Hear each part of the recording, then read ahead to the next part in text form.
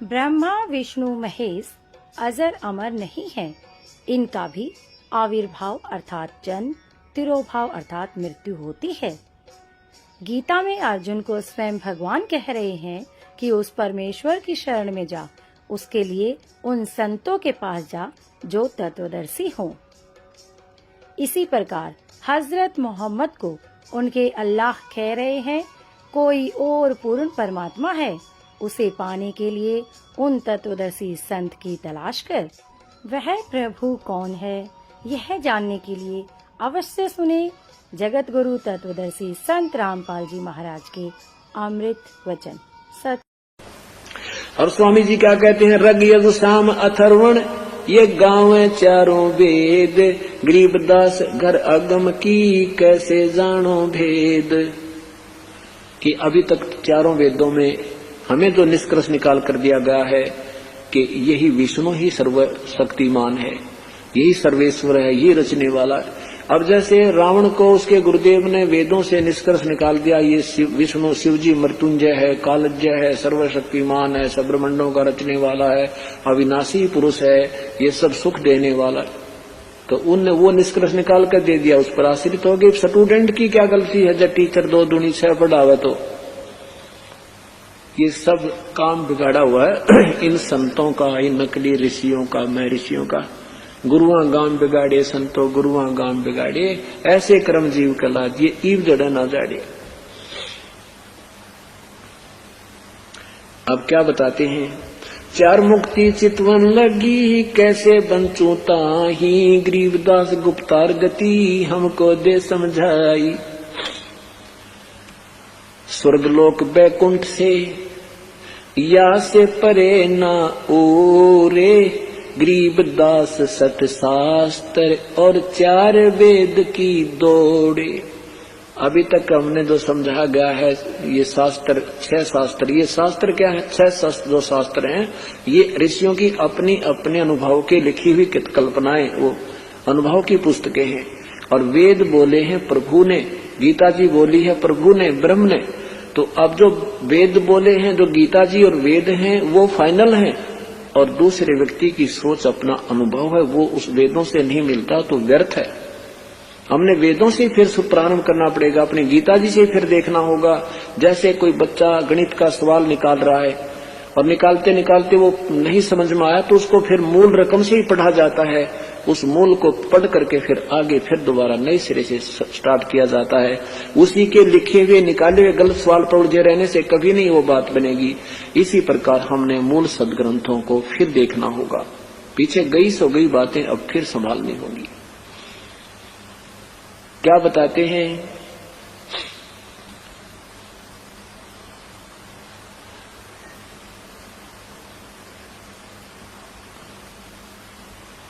नारद ब्रह्मा जी से रटे ये गाँव शेष गणेश, गरीबदास बैकुंठ से और परे को देश। अब नो का मुझे तो नहीं यकीन होता कि स्वर्ग तो ऊपर भी कोई स्थान होगा। परमात्मा कहते हैं तू स्वर्ग की बात करे हो, आप ब्रह्मलोक पढ़ रहे हो, स्वर्ग से भी ऊपर ब्रह्मलोक है। और वो गीता जी में लिखा वो भी फेल है। और गीता जी में ये भी लिखा कि एक ऐसा स्थान है जो कभी विनाश में नहीं आता, उसका भेद मैं ही जानता हूं और नहीं जानता। और क्या बताते हैं, सुन स्वामी निज मूल गति कै समझाऊं तो हे, गरीबदास तेरे इस काल भगवान ने राख्या जगत सम्मोहे। जिसको तुम परमात्मा मानते हो इसने तुम्हें सम्मोहित किया हुआ है, इसलिए तुम्हारी यहाँ की इच्छाएं नहीं समाप्त होती। जैसे क्या बताते हैं, 3 लोक के जीव सब ये विषय वास भरमाए, गरीबदास हमको जपे तिसको धाम दिखावे। कृष्ण विष्णु भगवान को ये जड़ा ही है जीवी, गरीबदास त्रिलोक में ये काल कर्म और सीवे। क्या बताते हैं परमात्मा के स्वामी जी, तेरे विष्णु भगवान ने, ब्रह्मा विष्णु महेश ने सब जीवों को यहाँ उलझा रखा, फंसा रखा है। कैसे? पवित्र गीता जी के अध्याय नंबर 14 के मंत्र नंबर 3, 4, 5 में लिखा है कि अर्जुन या प्रकृति दुर्गा तो मेरी पत्नी है, मैं इसका पति हूं और मैं इसके पेट में बीज स्थापित करता हूं जिससे सब जीवों की उत्पत्ति होती है।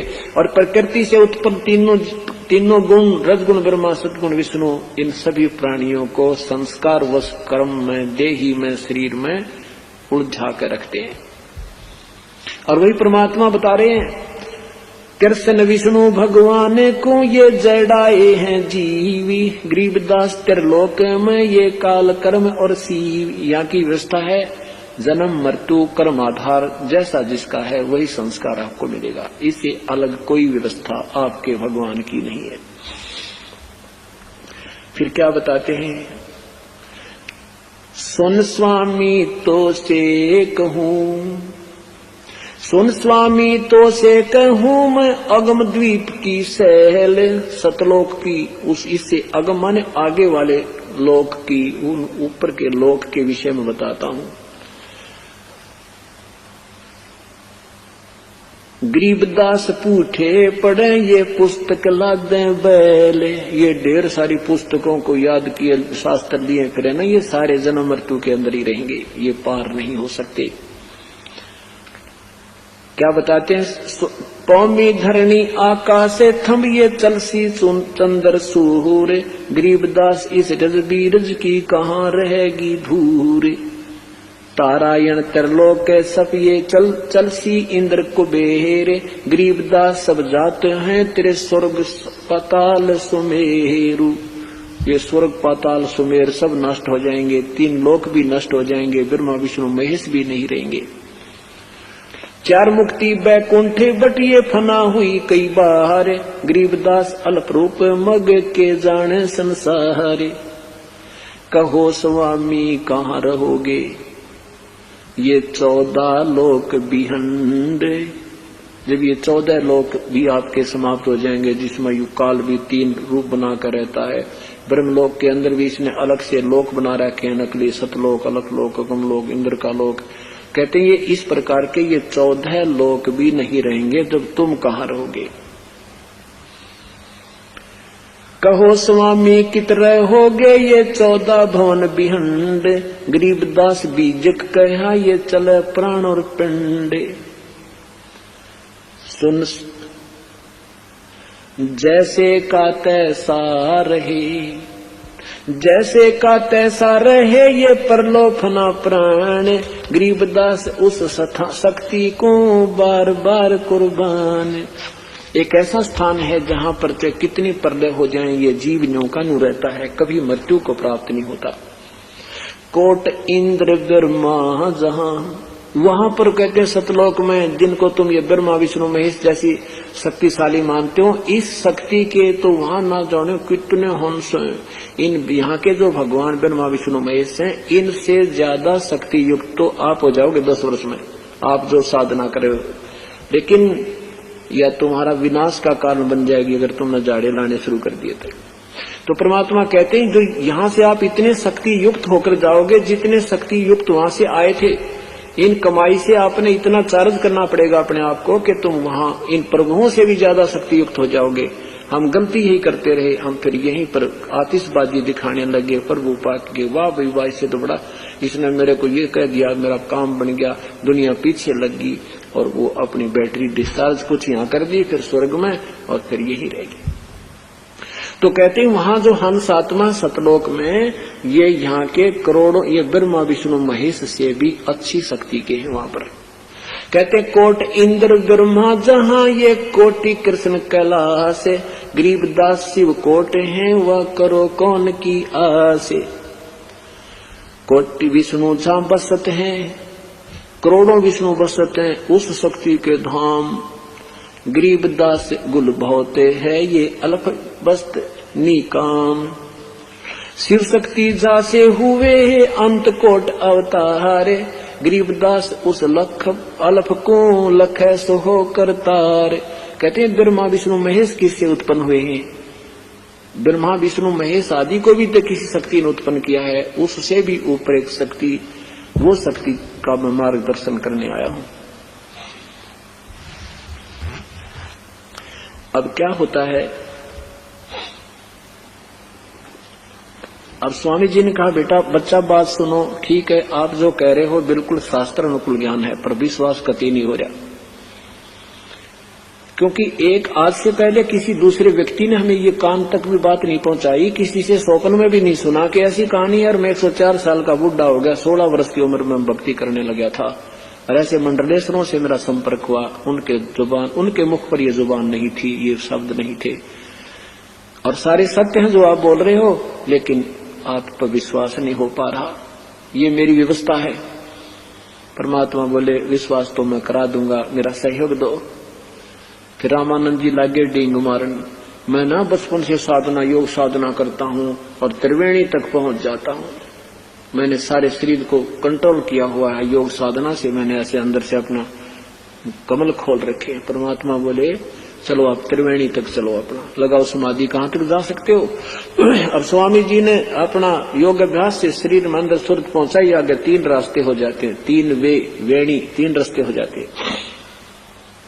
सीधा रास्ता में एक बहुत जबरदस्त एक लॉक लगा है, लेफ्ट और राइट के जो रास्ते हैं, परमात्मा ने बताया ये जो लेफ्ट को रास्ता जा रहा है, ये तेरे आपका यहाँ आप रहोगे, पीछे तू पशुआरे कीजे दिजबल बना, 4 पहर जंगल में डोले, तेरा तो ना उधर भराए, सर पे सिंग दिए मन बोरे, एक दूमत मच्छर उड़ाए, कंधे जुआरे जोते कुआ, कंधों का भुस खाए, फिर पीछे तू खर की जगह कोरड़ी चुगने जाए, टूटी कमर पजावे चढ़े, तेरा कगमा से गेलाव, कहाँ गया घर तेरा, रोवे था क्यों भजन करूंगा हर तेरा, वो दिन कर ले याद गर्भ में था डेरा, रोवे था क्यों भजन करूंगा। भाई सुख दिन 84 भुगती ही, कहाँ रंक कहाँ राय, कहते सुखदेव जैसे ऋषि ने भी 84 में जाना पड़ गया, अभिमान अहंकार वैसे, कहाँ रंकर, कहाँ राजार, कहाँ गरीब और साहूकार की यहाँ पर नहीं बसावेगी। सुख देने 84 भुगती, कहाँ रंक कहाँ राह, ऐसी माया राम बली की, ऐसी माया काल बली की, ये नारद मुनि भरमाए, दारू पर लाद कबीर नाम दे, रहे निशान घुराए, दास गरीब चरण का चेरो, शब्द शब्द समाय अमरपुर होया डेरा, रोए था के भजन करूंगा, वो दिन कर ले याद गर्भ में था डेरा, रोए था के वजन करूंगा हर तेरा, थे ऊपर न पैर तले न सर तेरा, ओटी थी के भजन करूंगा हर तेरा, थे ऊपर न पैर तले न सर, ओटी थी के भजन करूंगा हर तेरा। देखो परमात्मा बंदी छोड़ गरीबदास जी ने एक का शब्द में सारा निचोड़ दर दिया ठा गए कि इसी दुर्गति तेरी होश है, आज तक तू बाल बच्चेदार भी से, तेरे पास सारा सौदा व्यवस्था खाने की पीने की रहने की ओढ़न की पैरन की खूब सुथरी से, जिसी जिसका वित्तीय हालत से, पशुओं से तो घड़िया बढ़िया से, और फिर नौका ये बनेगा तेरे संग में। अब यह बात जब याद तो रह जातो से सत्संग, और याद नहीं रंदी था फिर कुसंगत बरगी। कहा था कि मौत बेसारी बावर, इतना अचरज कर दिया कौन है, और तेरा तन माटी में मिल जाएगा जो माटी में। एक गांव में हमने सत्संग कर दिया, बुढ़ा खेड़ा में सत्संग किया, पाठ कर रहे थे। एक भक्त से रमेश नाम से उसका, नो बोला जी मन ने यो सत्संग नहीं सुना था आज तक, हमारा गांव में उपदेशी बहुत से, और पंथों के विषय। लेकिन यह बात मैंने नहीं सुनी थी। मन तर रात ने नींद नहीं आई। आपने न्यू कहा सुबह 8 बजे 9 बजे 22 नाम मिलेगा। आप सत्कर मानियो मैंने सारी रात बैठ के काटी है। मतलब तड़के उठ दया लिया ना कह। एक भगत जी ने बोला भाई 9-10 बजे बताओ नाम देंगे। मतलब दार भी नहीं काट का। मैंने रात ने कुत्ते और सब कुछ सुअर ये सारे कुछ न्यू क्यों नहीं दिखे। भाई नूर न्यू बनेगी मारा गेला। किसी भूल में थे तो जिसकी आत्मा पुण्य है, जिसके अच्छे संस्कार से, ये होता भी पिछले संस्कारों से, वैसे नहीं होता।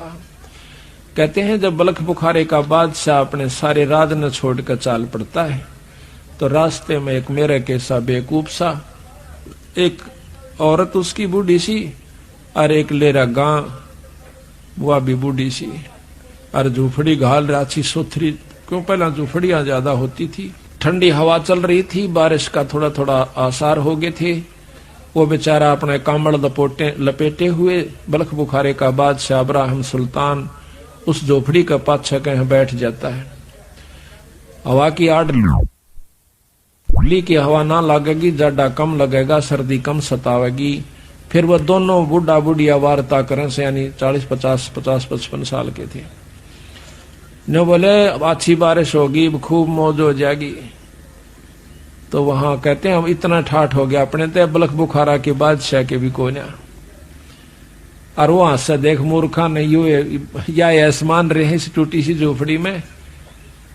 तो कहता है सुबह उठ के वो जब दिन निकलने वाली न बोला भाई जी एक बार फिर कही हुआ है बात कौन सी कि बलख बुखारा के कर रहे थे। न बोला तो किस सुने था, अकमा थारी झोपड़ी का पाछा बैठा था भाई, अपना मुंह काला कर रखा था उसने कि दुनिया पिछाड़ ना ले, मार के छपके पानी के। न बोला भाई मैं सू बादशाह बलख बुखारे का। या तक काग की बींट से बोला के राजी हो रहा से आ चल तने सत्संग में ले चालू, अपने नाम अपना पांडा छुटवा ले, क्यों दुख पा रहा है। ने बोला अपना काम करे न बौड़ी बूझ। तो असल तो बलख बुखारे का बादशाह ना दिखता होगा तो तेरे कैसा पागल नहीं, मैंने जो रात छोड़ खा गया। तो महाराज कहते रांडी ढांडी ना तजे ये नरकवे काग, और बलख बुखारा छोड़ दिया थी कोई पछली लागे।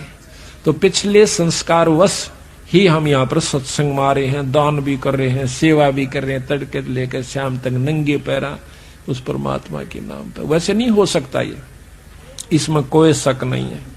तो इस काल ने हमें कितनी बुरी तरह यहाँ पर बांध रखा से।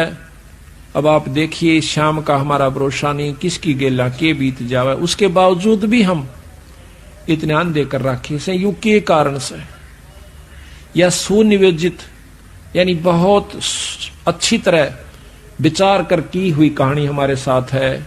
बच्चे पैदा करना हमारी मजबूरी से, इनका पालन ना करें तो मजबूरी से, मकान नहीं बनावे तो मजबूरी से, ब्याह शादी ना करें तो मजबूरी से। और वहां पर धागा हो, धूड़ उठती हो, और भाई जैसे कोई मशीन के पुर्जे बनते हो, खराद में लो की धूड़ उठती हो, नाकों में चढ़े, मजबूरन करनी पड़ रही है। पेट दिखे, बच्चे दिखे, मकान बनाना, फिर शादी, सर्दी के कपड़े आगे, गर्मी के कपड़े आगे, ब्याह आ गया, छूछक बात। या हमारा हम सोचा हम निश्चिंत हैं, निफराम से फ्री हैं, एक सेकंड भी फ्री नहीं है जब तक तुम संत शरण में नहीं आते। तो ये सारी हमारे ऊपर मजबूरन थोप रखा से, हमारे से बुरे कर्म करवाता है ये मन रूप में काल बैठा से। और फिर नो कह बेटा तेरे कर्म से तन्ने भोगने पड़ेंगे। ये फिर मारे कर्म हो जाते हैं, आनंद ले से काल और दुर्गति जीव की कर राखी से। यही संत बताने के लिए आते हैं। तो अब हम थोड़ा सा आपको ये बताएंगे कि सृष्टि क्यों रची और के इसके पीछे राज है। जब तक आप इसको नहीं समझ पाओगे तब तक, इसने कई बार समझे, कई बार सुने, जब जाकर घर करेगी या कहानी के साचे नो बन रही से। क्यों काल मन रूप में बैठा से, प्रथम तो सुने नहीं गा, सुनेगा तो विचार करने कर ला लेगा, या तो जचदी नहीं, या बात तो समझ में नहीं आई। नो क्यों करो सको से ब्रह्मा विष्णु महेश पूरे भगवान से, पूरे का बेरा पट्टे पाछे पता चलेगा ना दूरा कौन सा से। तो इस प्रकार सबसे पहले आपको सृष्टि की रचना के बारे में बताते हैं। जब तक ये ज्ञान नहीं होगा तब तक हम अधूरे हैं, ना भक्ति कर सकते और ना भक्ति पर लग सकते। आप रोज आरती पढ़ते हो, अदली आरती अदल पठाऊं, भाई युगा युगा का लेखा ल्याऊं, जा दिन ना थे पिंड नी प्राणा, नी पानी पवन जमी असमाना, कच्छ मच कूरम ना काया, और चंद सूरज ना दीप बनाया, शेष महेश गणेश ना ब्रह्मा, नारद सारद ना विश्वकर्मा, सिद्ध 84 ना 33, 9 अवतार नहीं 24, 5 तत्व ना ही गुण तीना, नाद बिंद ना ही गठसीना, चित्रगुप्त ना कीर्तनबाजी, धर्मराय ना पंडित काजी, धूंधोकार अनंत युग बीते, जा दिन कागज कौ किंचिते। कहते हैं जा दिन थे हम तख्त खवासा, तन के पाजी सेवक दासा, संख युगन पर लो परवाना, सतपुरुष के संग रहना। दास गरीब कबीर का चेहरा, चेहरा कहते हैं चेले को, दास गरीब कबीर का चेहरा, सतलोक अमरापुर डेरा। अब धर्मदास ने पूछा कि हे महाराज ये सतलोक क्या है? तो बंदी छोड़ बताते हैं कि सतलोक का ज्ञान हो गया तो समझो आपकी भक्ति शुरू होगी, अभी तक तो आप भक्ति पर लगे भी नहीं सो भाई। और जबकि धर्मदास बहुत ही तगड़े सेठ और इतने आरूढ़ थे राम कृष्ण की भक्ति में कि उस जैसी भक्ति उस युग में शायद ही कोई हंस कर रहा होगा। और ऐसे हंस को उस काल के रस को भुलाकर और सतपुरुष का रस प्रदान करना कोई बालका का खेल नहीं है। ये तो पूर्ण ब्रह्म परमात्मा थे। एक भी नहीं सुना था धर्मदास, बंदी छोड़ कहे थे जब सिर पर आवे था, बता क्या तन्ने कर कहां से देख लिया? कोई गीता में दिखा, शास्त्र में दिखा, मुझे पुराने पुराण में दिखा, कहाँ लिखा है कि कबीर साहब कोई पूर्ण ब्रह्म परमात्मा सतपुरुष है, कोई सतलोक भी है? तो बंदी छोड़ कहने लगे भाई ये शास्त्र किसने लिखे थे? ये किसी ने कहे होंगे? हाँ भला ऐसा लिखा है कि न्यू हुए से वेद व्यास ने लिखे हैं, सब 18 पुराण भी, चारों वेदों को दोबारा लिखा है। तो फिर वेद व्यास नहीं लिखे हैं तो वेद व्यास कौन है? कि ऋषि हुए बहुत बड़े। तो आज जो वेद व्यास की कही हुई बातों को जो लाख वर्ष पहले, हजारों वर्ष पहले कही गई और आगे होने वाली ये सारी लिख दे तो वो क्या ऋषि नहीं होगा? हाँ वो तो होगा। मिला बैठ मैं तू लखर में बोलूंगा। और फिर मिलाना जाके तेरे शास्त्र मैंने आज तक पढ़ा भी नहीं है भगत जी, अनपढ़ हूं मैं, एक अक्षर नहीं जानता। जब धर्मदास को गीता सुनाई, गीता का उपासक था, इसमें ग्रंथ साहब में कबीर सागर में लिख रखा है गीता का पूरे 18 के 18 अध्याय गरीबदास कबीर साहब ने। और फिर उनका सार लिखा कि इसमें न्यू कहा भाई, और नीचे सार दे दिया, ऊपर तय न्यू का है और बाद में ये न्यू हुआ। धर्मदास का जो है ना काटे ही लकड़े, ओ तेरा बोलो या तो बोल बोले यहाँ बीरा क्या का ज्ञान था? तो जब वो कहता है महाराज मुझे बताओ फिर वो सतलोक की कहानी क्या से? बंदी छोड़ कहते हैं कहानी नहीं है, यथार्थ चीज से। तो सबसे पहले सतपुरुष अकेला था, निराकार रूप में गुप्त रहता था। सतपुरुष सतलोक का भगवान जो पूर्ण ब्रह्म परमात्मा अनंत करोड़ ब्रह्मांड के भगवान से। फिर उन्होंने अपनी रजा से सतलोक के रचना की।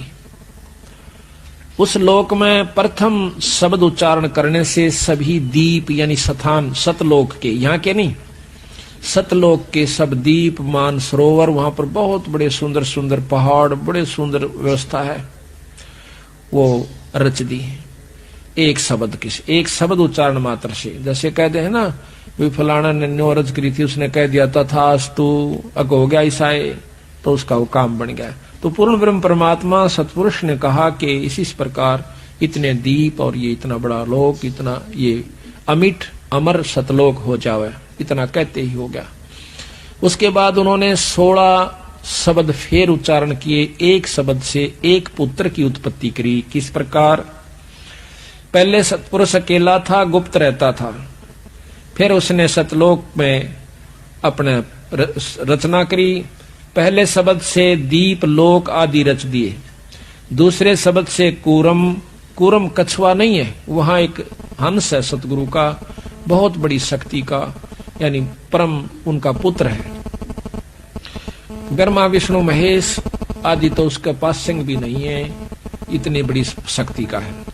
ग्रीब तीसरे शब्द से ज्ञानी नाम का पुत्र है, और चौथे शब्द से विवेक, पांचवें शब्द से तेज, छठे शब्द से सहजदास, सातवें शब्द से संतोषदास, आठवें शब्द से सूरत, नौवें शब्द से आनंद, 10वें शब्द से अक्षमा, और 11वें शब्द से निष्काम, 12वें शब्द से जलरंगी, 13वें शब्द से अचिंत, 14वें शब्द से प्रेम, और 15वें शब्द से दयाल, और 16वें शब्द से धैर्य। ये 16 और 17वें शब्द से योग संतायन। इस प्रकार सत्पुरुष ने 17 शब्द उच्चारे, जिसमें 16 शब्दों से 16 सुत यानी पुत्र, तथा एक शब्द से एक दीप व लोक, मानसरोवर आदि सतलोक में रच दिए। 16 पुत्रों को अलग अलग दीप देकर रहने की आज्ञा दी। सब पुत्र अपने अपने दीप में आनंद से रहने लग गए। फिर सतपुरुष ने अचिंत से कहा, अचिंत जो सतगुरु का पुत्र है 13वें नंबर का यानी 12वें नंबर का, उससे कहा कि आप इस सतलोक के अंदर और रचनाएं कीजिए। तो आनंद, उसको आनंद दीप दे दिया। फिर सतपुरुष ने अचिंत से कहा कि सृष्टि रचना करो। अचिंत ने प्रेमानंद शब्द उच्चारा, प्रेमानंद उच्चारा। इस शब्द से अक्षर की उत्पत्ति हुई। अक्षर से प्रकृति सूरत उत्पन्न हुई, प्रकृति अक्षर से 4 अंश उत्पन्न हुए। इनको देखकर अक्षर पुरुष बहुत आनंदित हुआ। फिर आनंद से निद्रा आई तथा 70 युग तक कोई सृष्टि उत्पन्न नहीं हो पाई। चारों अंशों ने समाधि लगाई और पुरुष से पूछा कि ये अक्षर पुरुष तो निद्रा में है, सृष्टि कैसे रची जाएगी। तब सत्पुरुष यानी पूर्ण ब्रह्म परमात्मा ने एक अवगत किया जल तत्व से। एक अंडा उस जल में जिसे तालाब के अंदर वो अक्षर पुरुष सो रहा था, उसमें एक बहुत बड़ा अंडा छोड़ दिया। गड़गड़ गड़गड़ होती हुई गई तो अक्षर पुरुष की नींद खुल गई। नींद जब खुली तो एकदम वो कड़कड़ा कर उसकी तरफ देख रहा है। उसकी तेज आंखों का, जैसे सुते न ठा दे ना, एकदम गुस्सा सा महसूस हुआ करे। तो उसमें एकदम तेज से देखा तो अंडा फूट जाता है। उसमें से फूट कर ये निरंजन निकला से एक मनुष्य निकला, उसका नाम निरंजन रख दिया। ज्योत रूपी, तेज से तेज, उसको तेजों में शरीर है तो उसको ज्योत निरंजन कहा। दो ज्योत निरंजन जब निकला तो ऊपर से आकाशवाणी होती है कि दोनों बाहर आ जाओ। आवाज से अक्षर पुरुष की निंद्रा अंडा जल में गिराया तो उसकी आवाज से अक्षर पुरुष की निंद्रा भंग हुई। वह उस अंडे के पास गया तथा क्रोध से देखा तो अंडा कोप अंडे में प्रवेश कर गया तो क्रोध के तेज से अंडा फूट गया। अंडा फूटने से निरंजन की उत्पत्ति हुई, अर्थात अंडे से निरंजन निकला। तब निरंजन को मानसरोवर दीप दिया, जो कि सतलोक के अंदर मानसरोवर है। एक मृत मंडल में, इसमें 21 ब्रह्मांड में भी मानसरोवर है। मानसरोवर दीप दिया, वहां पर आनंद से रहने लगा। कुछ युगों के बीत जाने से निरंजन के मन में आई कि मेरे लिए यह कम स्थान है, कुछ और प्राप्त करना चाहिए। जबकि दूसरे उनके भाइयों को दूसरे बड़े बड़े दीप दे रखे थे, उसको केवल एक मानसरोवर मिला हुआ था। इसलिए उसने एक पैर पर खड़ा होकर 70 युग तप किया। तब सतपुरुष ने सहजदास नाम के पुत्र से कहा कि निरंजन से पूछो क्या चाहिए। उसने हमारी 70 युग तक सेवा की। तब सहजदास ने निरंजन से पूछा तो बताया कि मुझे कुछ और स्थान चाहिए, ये जगह मुझे अच्छी नहीं लगती, कम है। तब सतपुरुष ने सहज से निरंजन की मांग बताई तो सतपुरुष ने खुश होकर के उसे 3 लोक दे दिए। निरंजन बहुत खुश हुआ। कुछ समय पश्चात निरंजन को विचार आया क्यों न अपना अलग राज्य किया जाए। यह विचार कर 70 युग फिर एक पैर पर खड़ा होकर निरंजन ने सेवा करी। देख कितना बड़ा तप कर रखा अगले ने, निरंजन ने। और उसके बाद उसको के मिला, खड़ा होकर तप किया। तब सतपुरुष ने फिर सहजदास को भेजकर पूछा निरंजन क्या चाहता है। अब तो उसको 3 लोक दे दिए। ये तीनों लोक मानसरोवर पर रहने थे, हमारा तेज पुंज का शरीर होना था, लेकिन इसने अपनी गलती के कारण विकारवश होकर के हमें यहाँ पर लिया। निरंजन ज्योति निरंजन। सहज ने पूछने पर निरंजन ने बताया कि मैं तो अलग राज करना चाहता हूँ, कृपा करके मेरी मांग को सतपुरुष से पूरी करवाओ, मुझे कृतार्थ करो, मैं आपका बहुत आभारी होऊंगा। सहजदास ने सतपुरुष को सारा वृत्तांत बताया तो सतपुरुष ने कहा कि सृष्टि रचने की सामग्री कूर्म के पास है, जो सबसे बड़ा पुत्र है, कि ये सृष्टि रचने की सामग्री उसके पास है, और निरंजन से कहो कि वो हाथ जोड़कर नम्रता पूर्वक अपने बड़े भाई से ये सामग्री मांग लावे। तो यहाँ कहते हैं कूर्म के पास है, तथा उसे निरंजन को कहो कि कूर्म के पास जाकर विनय पूर्वक सामग्री प्राप्त करे, तब उसकी सृष्टि ठीक चलेगी, कोई क्लेश या दुख दुर्भिक्ष अकाल मृत्यु आदि नहीं होगा। परंतु निरंजन ने जाकर और कूर्म से बेअदबी करी, उसके सिर का मुकुट जबरदस्ती उतारा, और इस प्रकार 3 मुकुट उतारे, जिससे चंद्र सूर्य पृथ्वी पानी पवन धरती आकाश 9 लाख तारे 7 दीप 9 खंड 14 भवन आदि उत्पन्न होकर अपने अपने जगह पर 9 ग्रह आदि अपने अपने स्थान पर चक्कर लगाने शुरू कर दिए। अब उसने जाकर के कहा था कूर्म से निरंजन ने कि मुझे सृष्टि रचने की सामग्री दो। तो कूर्म ने कहा कि आपको किसने बताया कि ये सामग्री मेरे पास है? ये तो बहुत कीमती चीज है, गुप्त है, ये केवल सतपुरुष और मैं ही जानते हैं, पिताजी को और मेरे को मालूम से और ननी बेरा। वो कहने लगे कि पिताजी ने बताई से और मैंने तप किया था। कहने लगा कोई बात नहीं, मैं आपको सामग्री दूंगा, पर पहले मैं पिताजी आते सलाह लेकर पूछ लेता हूँ। सलाह कैसे लेते हैं? समाधि लगाकर, आंख मीच कर न्यू बंद करके और समाधि लगाकर ध्यान द्वारा सतपुरुष से बात करना चाहते हैं। निरंजन के मन में क्रोध आ गया कि मेरे को बेवकूफ समझता है, ये मुझे झूठा समझता है, मैं क्या झूठ बोलता हूँ। पकड़ कर उसका मुकुट और हिलाया नू, मेरी बात सुनो। ऐसे मुकुट किया था कि मुकुट में तय पहला मुकुट उतारा तो ये कहते हैं 500 तत्व निकले। उसने सोचा इस मुकुट में कि मैं खास चीज से, उन्हें फिर दूसरा लाया, फिर तीसरा। इस प्रकार ये सारे ग्रह पर सारे आप अपने स्थान पर, चंद्र सूर्य तारे पृथ्वी 7 दीप 9 खंड जो भी है ये सब आप अपने स्थान पर 88,000 खेड़े ये अपने अपने स्थान पर चक्कर काटना शुरू कर दिया। 21 ब्रह्मांड तक का उसके पास उपलब्धि होगी। अब उसमें लेकर के अपने सामान को वो चुपके से अपने स्थान पर आ बैठा। अब यहां प्रश्न ये उठेगा आपके मन में, प्रथम तो आज का युग इस बात ने नहीं मान सकता कि इतनी बड़ी पृथ्वी, आग का गोला सूर्य और ये समुद्र एक मुकुट के अंदर होगा। ये तो बनावटी बातें हैं, ऐसा मन में विचार आता है। लेकिन नहीं, जिनको ज्ञान है उनको विचार गलत नहीं आता। क्यों नहीं आता? कि बट का वृक्ष कितना लंबा चौड़ा होता है, बट। अगर एक बट के वृक्ष को आगे बढ़ने की जगह मिल जाओ तो सारी जींद में का फैल सकता है, इतना लंबा चौड़ा हो सकता है एक बट, यानी बड़ का पेड़। और एक बड़ के पेड़ के बरमंटे को, बरमंटा का आकरा हरियाणा में फल है, बट का जो फल हो सा इतना कोस है जैसे बेर के समान। और उसके अंदर कोई कहे कि ये इसे बट, एक बट के पौधे को दिखाकर, पेड़ को दिखाकर लंबे चौड़े को, और कोई न कह देवे कि इस एक फल में इसे सैकड़ों और हजारों बड़ से, इस फल में 1000 बड़ से इसे। पर मूर्ख तो हंसेगा, समझदार पकड़ जाएगा, ठीक है, क्यों? बीज है, बीज से बड़ बना। तो ये सारी स्थिति सूक्ष्म रूप में थी, बीज रूप में थी, बहुत बारीक बीज से, जैसे हवा दिखती भी कोई नहीं तो इसका बीज क्या होगा। पानी, पृथ्वी, ये बहुत मामूली से बीज रूप में वहां रखी हुई थी। फिर बाहर उसका लगते ही, मुकुट से निकलते ही अपने आप फैल जाती है। आपने देखा होगा ना, एक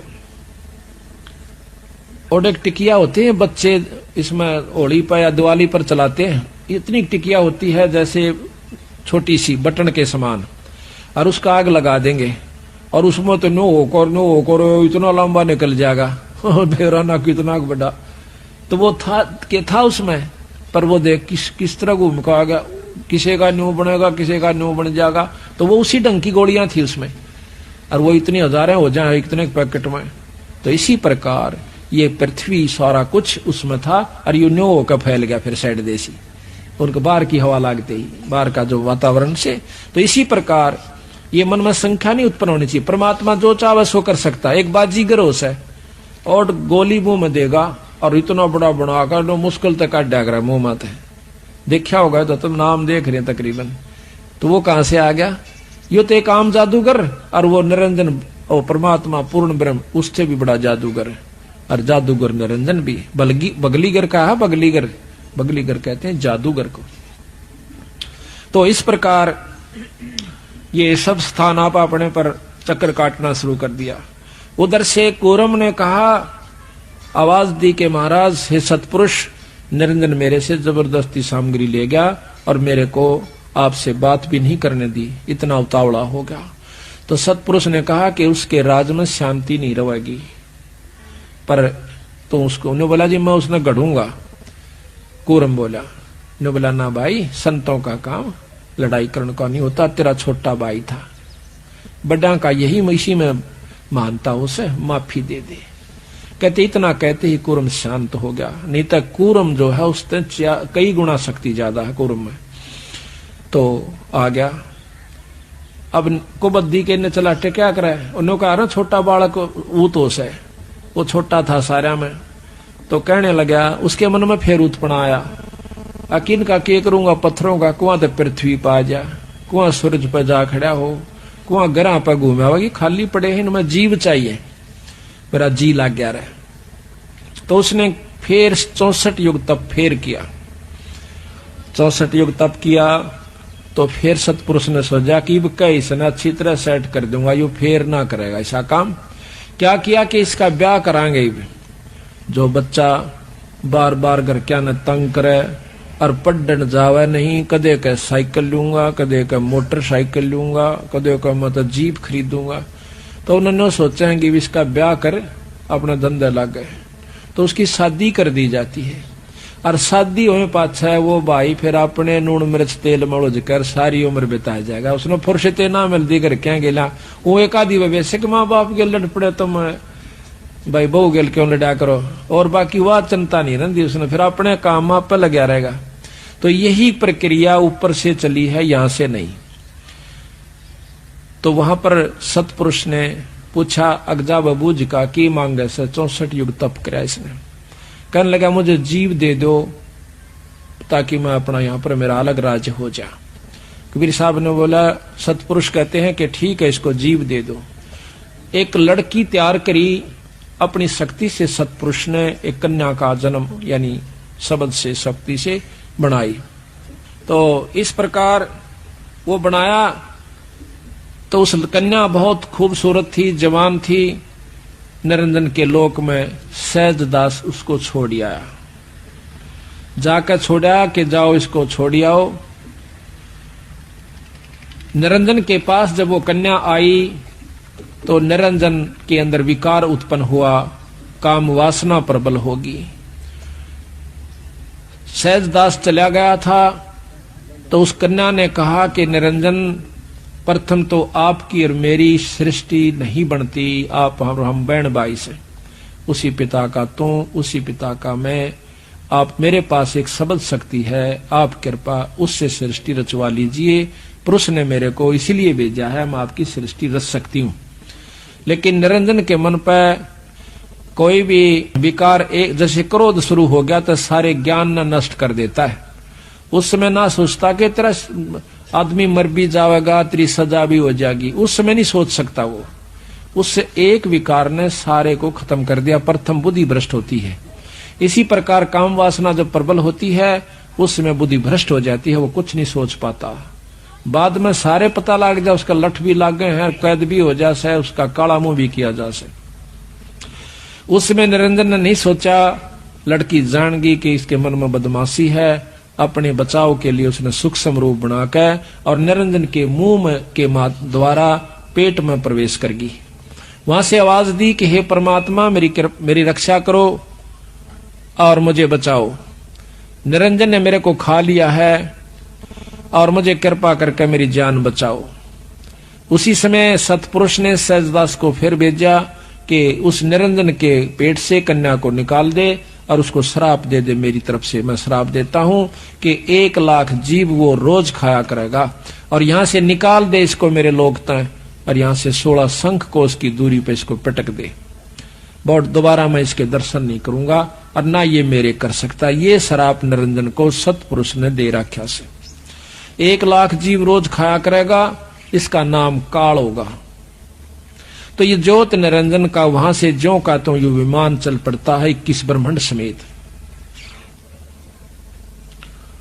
रास्ते में जब यू आ रहा था तो सहजदास का लोक आवस है, फिर हाथ जोड़ा है नो कह सहजदास मेरी जान बख्श दे भाई, अर्ज कर दो भगवान तय तेरी मानते हैं परमात्मा सतपुरुष, मेरे को यहां रख ले तो अपने दीप में। इसको मालूम था कि अब तेरी बहुत बूंदी दुर्गति होगी, गंदे लोक में जाना होगा। सहजदास बोला भाई मैं एक बार सतपुरुष से पूछ लेता हूं, मैं अपने परमात्मा से पूछ लूंगा, अगर वो कहेंगे तो मैं आपको यहां रोक लूंगा, अगर वो मना करेंगे तो भाई मैं नहीं रोक सकता। तो सहजदास ने अपनी समाधि लगाई, सतलोक में पहुंचे, अर्ज करी महाराज आपका एक नौकर आपका सेवक धर्मराय नाम का निरंजन आया हुआ से और वो न्यों कहे मुझे यहां रख ले। कबीर कहते हैं सतपुरुष एकदम कहता है कि उसको जल्दी यहां से निकाल दे, उसको यहां नहीं रखना। 3 तलाक यानी 3 बार कहता हूं मन कर्म वचन से उसको कतई नहीं रखना और जल्दी यहां से निकाल दे। तो सहजदास वापस आया, वहां से अपनी समाधि वापस आई, आकर कहने लगा निरंजन जल्दी कर भाई, मेरे बस का नहीं मनता, रज करी थी महाराज जी नाट के यहाँ नहीं रख सकते तेरे को। फिर आगे कबीर साहब के रूप में वही सतपुरुष मिलते हैं, बिखमी घाटी तहां कबीरा रोकी बाटी, कहते सतलोक से दिया डहाई, वहां से नीचे को भगा दिया इसको, तो यहां पर ये मृत मंडल में आ जाता है। ये गरीबदास महाराज की वाणी प्रमाण देती है आद रमैणी के अंदर।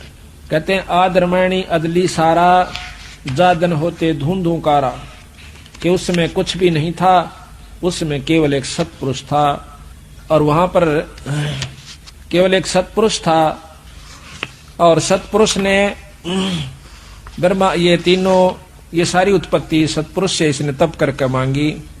विचारो लो ऐसा ब्रह्म आदरमैणी अदली सारा और जादन होते धूंधू कारा, सतपुरुष की न्हा प्रकाशा होते तख्त कबीर खवासा। मन मनमोहनी सिरजी माया और सतपुरुष से ख्याल बनाया, धर्मराय सिरजे दरबानी 64 जुग तप सेवा ठानी। परस पृथ्वी दीनी जाको दिन ही राज करो देवा आधीनी। ब्रह्मांड किसो राज तुम दीना, मन की इच्छा सब जुग लीना। माया मूल रूप एक छाजा, मोहे लिए जिन्हू धर्मराजा। धर्म का मन चंचल चित चेरा, मन माया का धर्म का मन चंचल चित धारा, मन माया का रूप विचारा। चंचल चेरी चपल चिरागा, या के पर से सर्वस जागा। धर्मराय किया मन का पागी, विषय वासना संग से जागी। आदि पुरुष अदली अनुरागी, धर्मराय दिया दिल से त्यागी। धर्मराय यानी काल को कबीर साहब ने सतपुरुष ने अपने मन से त्याग दिया। हम कबीर साहब क्यों कहते हैं? बोलो सतगुरु देव की जय। ऐसे ही आध्यात्मिक वीडियो देखने के लिए हमारे चैनल संत रामपाल जी महाराज के सत्संग को सब्सक्राइब करें। सत साहिब।